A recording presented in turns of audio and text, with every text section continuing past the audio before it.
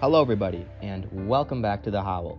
My name is Durkin, and today I sat down with head football coach, Coach Pardun, to discuss the past couple weeks of action and this upcoming week's game against Elk Grove.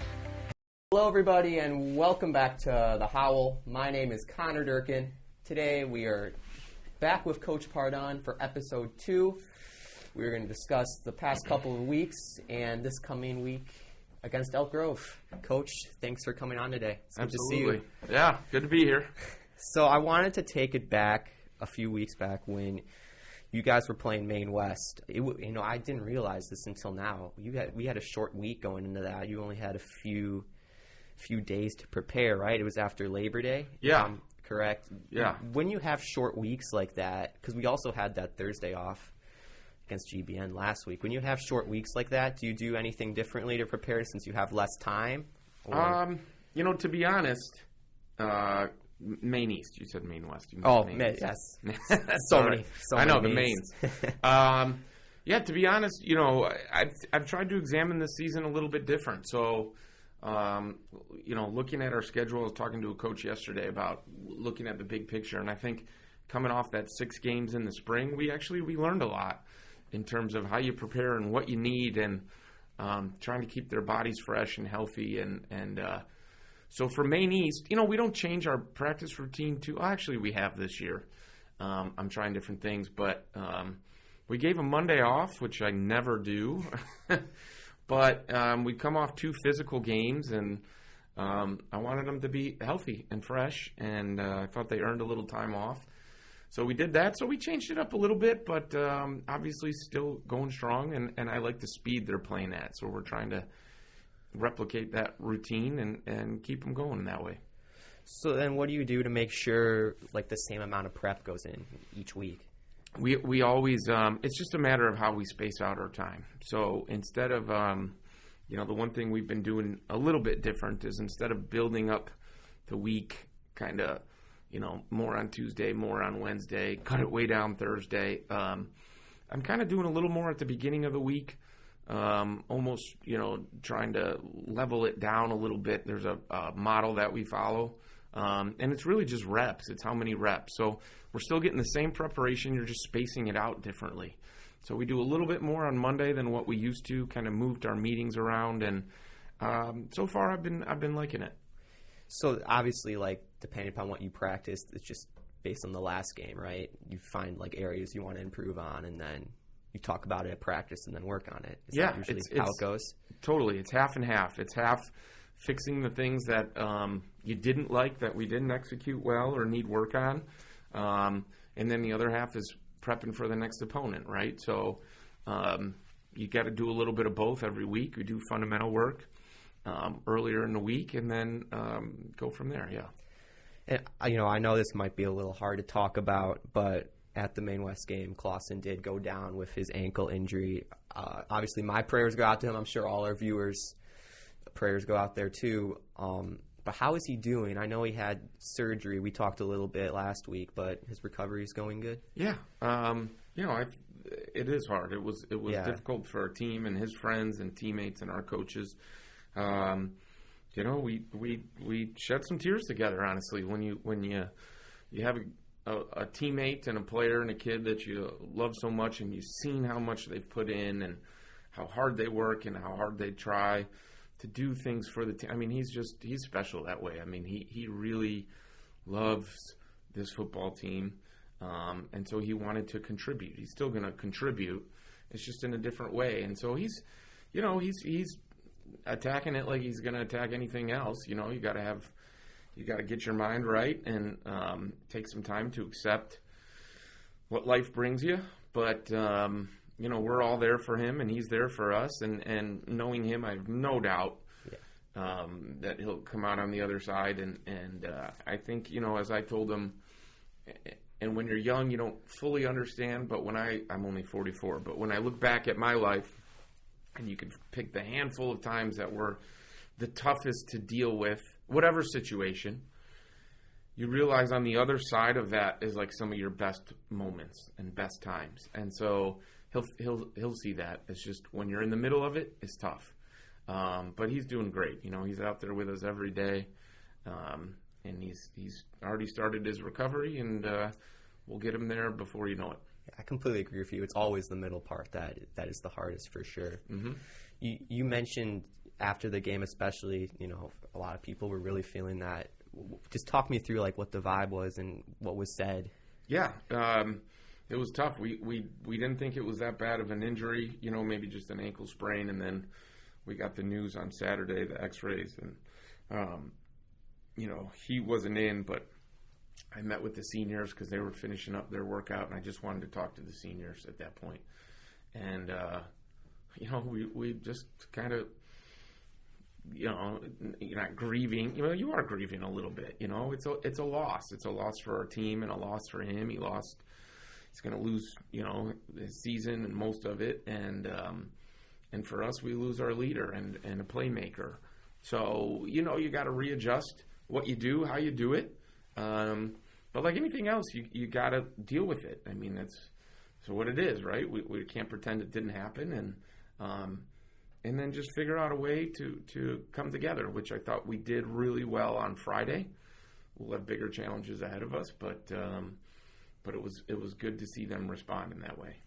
Yeah, obviously no one replaces Clausen, but I think that's what makes him so unique as a player is he's just an all-around superstar. He can do so much. Mm-hmm. And this is a very senior-heavy team. We've talked about that before in the previous podcast, but I think you and I both know there are other seniors on this team that are definitely going to step up and rally around this, I think. Yeah, and I always use the term step in, because I feel like if we're practicing at that level and we have kids ready to execute, we have so many playmakers.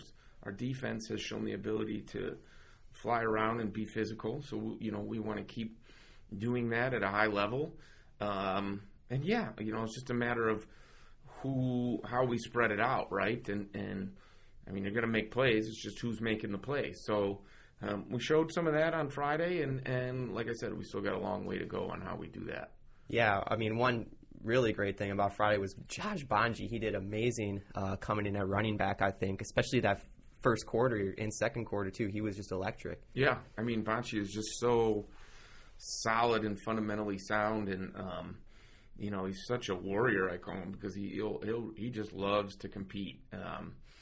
He's always good to go. He's a man of few words, but he leads with action. I mean, it's just what he does.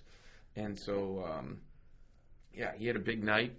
But that was nothing new. I mean, we know what Bonji can do. He took a majority of our carries. It's just we don't have Claude to complement or Claude to put out wide or move around. And Claude was playing both ways and playing really good linebacker, which people don't probably see or know as much. But Bonch was fantastic on Friday. Did he know going into it he was going to have a pretty big workload, or do you guys usually figure that out come game time? Yeah, I mean, we rep things out the week. We go through our scripts, what we're going to run, what we want to run, and then Coach Nelson, basically gauges that all week, sees what we like, what we don't like, who we like in what places, what's working. And then, obviously, from there, he's calling the game based on what he sees. So he's very intelligent in terms of who he puts where and how we're executing that play. I think it's one of his greatest strengths. And then, I mean, we knew to an extent he was going to get his touches. I think it's what's working that night, and he was working that night. Yeah. A lot of guys, not just Bonji, scored in that game. I've just always wondered, has anyone ever came up to you when you get that lead up there and asked to go in or asked to try and get a play in the end zone if they've been quiet? No. Never? I would hope that wouldn't happen, I'll be honest with you. I don't even pay attention who's getting in the end zone. After the game, the reporter said to me, Bonji had quite a night. He had 5 touchdowns. I had no idea he had 5 touchdowns. I was like, he did? But I'm not thinking that way. I'm more just watching, kind of how who's tired, who's not, where we have to move pieces around, and then the big game situation. I really don't care about statistics. I don't care about I just don't. I care about, how we're doing as a team. And I think our guys know that about me, which is why I would think nobody would say, Coach, I want, Yeah. I think sometimes as coaches we go, like we didn't realize, Bocce the first 2 weeks, he was absolutely incredible, but he never got in the end zone. I didn't know that. I don't think Bocce cared. I mean, of course, you always like, oh, yeah, I want one, but that's how it happens. And then he gets in there 5 times on Friday. It's what it is. Yeah, I think that's what you said. You don't pay attention to statistics. That's, I think, important. Just paying attention for a coach just to the team as a whole. I think good things will come to that. Yeah, I mean, that's honestly, it's just fundamentally what I believe in. I just, it's important. We want to know who's producing, but not during the game. It doesn't make a difference to me. And really, the only statistic I care about is us getting the team win. I like them to be happy. I am happy when they're celebrating and having fun. I'm competitive too, and that's when we're having fun as a football team. Well, they were definitely having fun out there last Friday for sure. There was a rain delay on Friday. We were up in the booth just chilling out, waiting, but was there ever any talk of it getting canceled or not really? No, we were watching the radar, and we felt like, it's going to be a little bit of a delay, but once it clears out, we looked good. Yeah. It was funny, though. Then we got out there for warm-ups, right? Yeah. And as soon as we took the field, that, 5-minute downpour. And I guess at that point, I was like, oh, my gosh, this can't, Yeah. And then someone said, no, this is coming in and out. It just popped up, and that was actually kind of funny. But I told the kids, at that point, I felt like, all right, we're ready to go. I think it kind of... The delay, I think, actually helped us. I think it kind of energized us a little bit, made us a little hungry sitting in there waiting. And the kids came out with more energy after that. And the cool thing was, I put this on Twitter, I really thought I thought everybody was gone. I mean, I've been through delays like that. Yeah. It's like you come back in the stadium and everybody's gone. I'm not going to wait this out or whatever. We start warming up on the grass, and someone's like, you got a full house in there. I'm like, what are you talking about? And I peek around the shed. I'm like, holy cow, nobody left. So I was like, that's pretty cool. That kind of pumped me up a little bit. I was excited then to get them out on the field. It was pretty cool. Yeah, you should have seen, I got a pretty good view of it, the rush to get over to the students section. Oh my, I got it on video. Oh, cool. Yeah. But yeah, it was just a massive rush to get over there. You gotta send that to me or something. Yeah, for sure. I'll definitely show you. I started listening because I told you were getting compliments on week 2's broadcast. So I listened to you guys a little bit. I found it on YouTube. Yeah, I think, Vimeo. Right? Yeah. So I listened to about 15 minutes of you guys. You guys are good. Thank you. I appreciate it. I could see why people were complimenting because I watch. I'll watch other games of other teams, especially when you want to see the full game, because the film we get is always clipped, right? Yeah. So when I want to see a full game, get a feel for a team, how they're subbing, what they're doing, the pace of the game, and I listened to some, not a knock on anybody else, but you guys are good. Thank you. You guys are good. Yeah, I appreciate that. That's good to hear, especially from the head coach. But yeah, it's been fun doing that for sure. I always look forward to home games, especially now, because I know I'll be up there. Yeah. Cheering you guys on, so it's fun for sure. But, I don't think it rained at all, though, after warm-ups, right? It was a clear night. As soon as that heavy downpour came, then it cleared up, and then it was we were just ready to roll. Yeah. Here's a good question. What is, the messiest football game you've had to coach in? I can tell you without a doubt it was back in, I don't know if I'll get the year right. I'd have to do the math. It had to have been about 13, 14 years ago. All the stadiums were grass still. Oh, yeah, that's a big thing to remember. And we had a fall where it rained probably 5 Fridays in a row. I mean, I'm telling you, every Friday it would rain. And you would only play at that time. They'd only let you in the stadium. You never practiced in there. The only people that were let in the stadium when it was grass was games, soccer games or football games. And so... But every Friday, it just got torn up. By the last week of the year, and we were struggling a little bit that year, but the last week of the year, we played, and I'm telling you, I'll never forget it. They wanted to cancel the game. And it wasn't really, it rained earlier that day, but from the 20 to the 20, okay, was straight mud. I mean, straight mud. If we had pictures of it, and I'm sure we do somewhere, you would step in it, and your foot would go in. I mean, it was you would not even believe it. And the only grass was like inside the 20s, and so the ball pretty much stayed at midfield the whole time.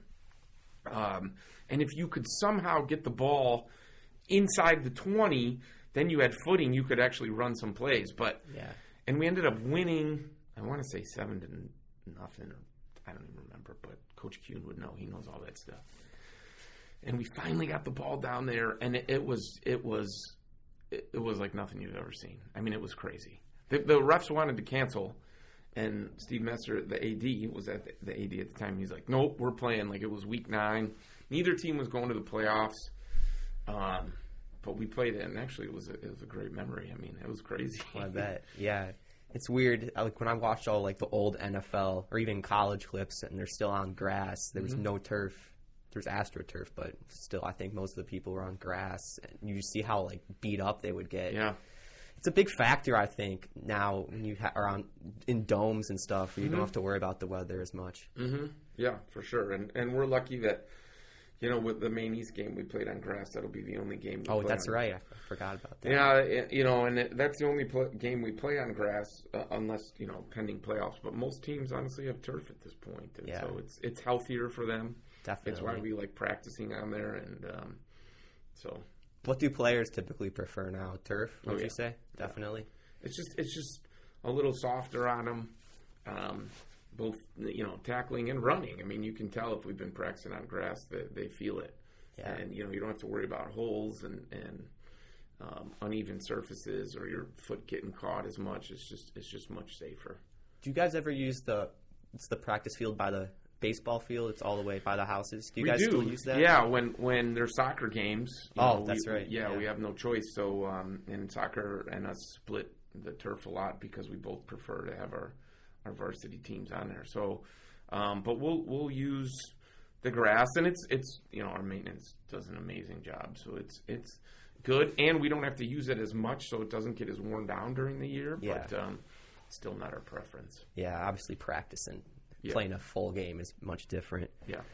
Moving on to this week, though, we got Elk Grove, and if I'm not mistaken, this is our first in-conference game of the year, Correct. Right? Yep.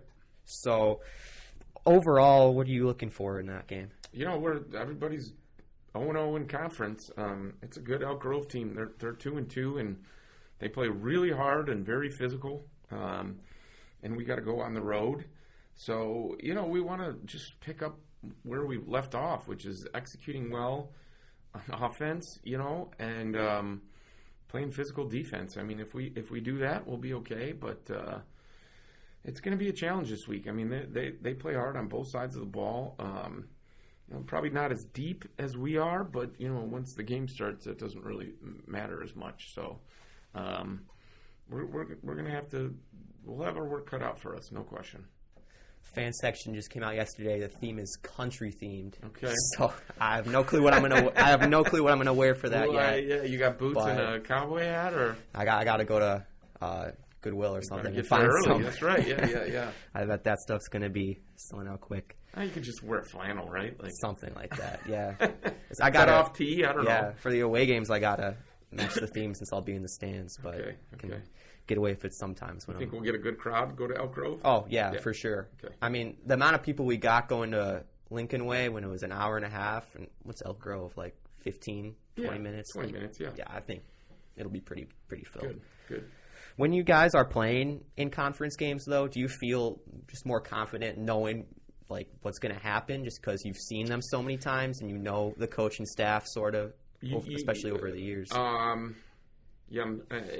Most of the staff has been pretty consistent, especially I'd say the last 4 or 5 years. I mean, there's always change, but you know your opponent better, but they know you better too, so it sort of counteracts each other. Yeah, but of course it's fun. It's a little more rival-esque sometimes, and so. But yeah, for sure. All right, Coach. Thank you for coming on today. To our viewers, thanks again for watching. And we will see you in the next one. All right.